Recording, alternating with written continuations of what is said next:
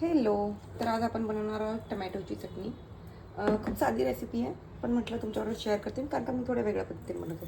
ही गेली मोहरी, थोडीशी तडतडू द्या. मग गेलं जिरं थोडंसं, ठीक आहे. मस्त तडतडलं, मग टाकायला त्याच्यामध्ये छान असा लसूण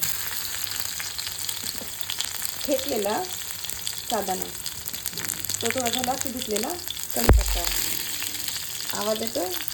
हां, हे असं झालं. आता टाकायचं कांदा.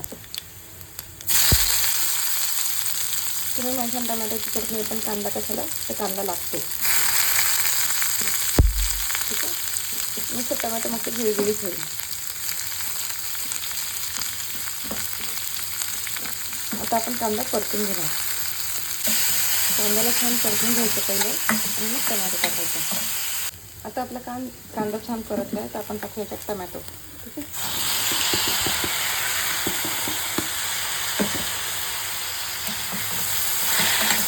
टमॅटो टाकलं, ठीक आहे. एकदा हलवून घ्यायचं. मग याच्यात टाकायचं अर्धा चमचा हळद, थोडंसं लाल तिखट. घरातली मिरची पावडर संपली आहे, म्हणजे जी वापरतो ती संपली आहे. बर्नीतनं काढायची बाकी आहे मोठ्या, ठीक आहे. सध्या तरी आता मला पॉसिबल नाही आहे कारण का बरण्या थोड्या वरती आहेत, ओके. आणि थोडीशी धना पावडर,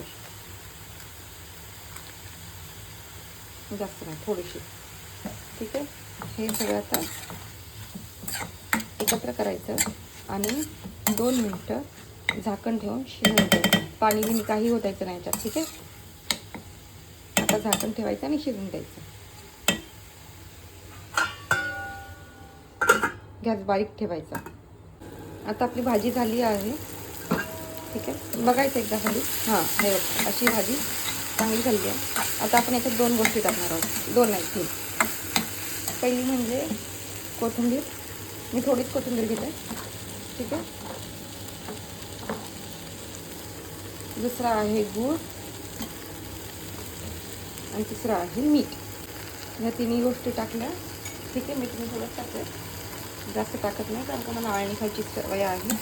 हे एकदा हलवून घ्यायचं, ठीक आहे. आणि गॅस बंद करायचा आणि झाकण ठेवून द्यायचं, म्हणजे गूळ पूर्ण